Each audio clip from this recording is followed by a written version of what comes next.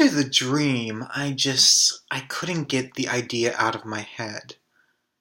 And I just, I honestly, I went on Wikipedia and I looked up the alligator page and I read the whole thing. I think there's an albino alligator picture on that page, actually, which is really cool. Um, I just couldn't get it out of my head, and I honestly thought that the gator would become my calling card. Although I actually, at the time, I was calling it alligator.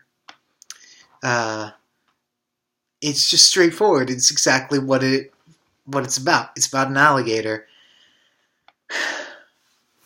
And the more I read about alligators, the more I realized how much scarier they were to me than crocodiles because they were more unpredictable. Crocodiles always attack, so you try to avoid them like the plague. Alligators very rarely attack you, but when they do, it can cause some severe damage, maybe even your life. And there's something about becoming familiar with something that is very powerful, that can overcome you, that's very frightening to me. And so the plan was that it was going to be on an island that was heavily populated with alligators, and one of them starts eating people, and they're not exactly sure which one it is. Because I thought that was the most horrifying scenario, that even if you find one of these alligators, you're never quite sure whether it's the one you're looking for, or if it's trying to attack you, or if the one that attacks people isn't attacking people right then. I thought the whole concept behind that was horrifying. The tragedy of this first draft is that that concept got thrown out the window. It never came to fruition. The prologue, I wrote a paragraph where we start with the alligator, and the alligator has, the alligator's eaten a 12-year-old boy, basically. And that was the first paragraph. It was quite dark, actually, as I'm sure you can imagine. Some people honestly thought that the prologue, that was it. That one paragraph. No.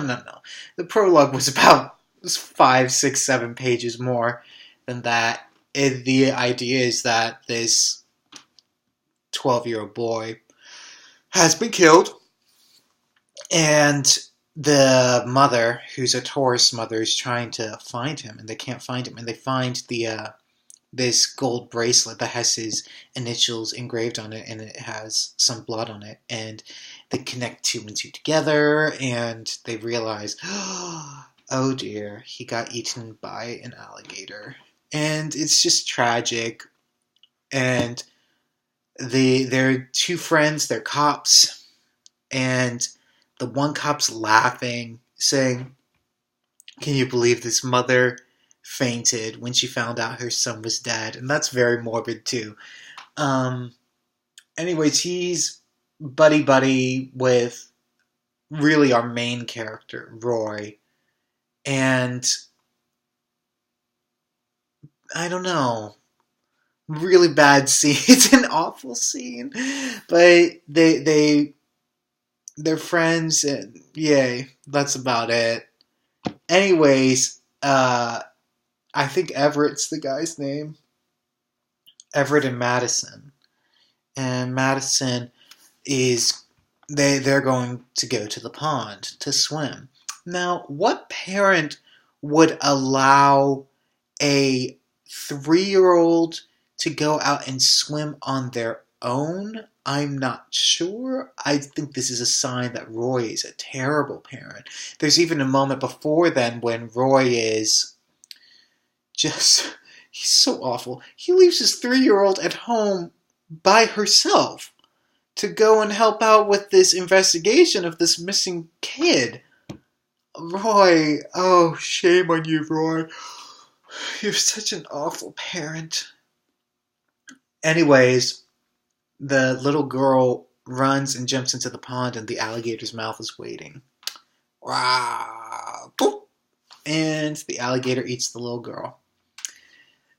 And then the 2 buddy cops show up, And Roy, who's been holding all of this emotion inside of him, he screams out. He's letting out all of this emotion that he's been holding in. And the other cop shoots him and says, "I'm not going to be a cop anymore. I quit."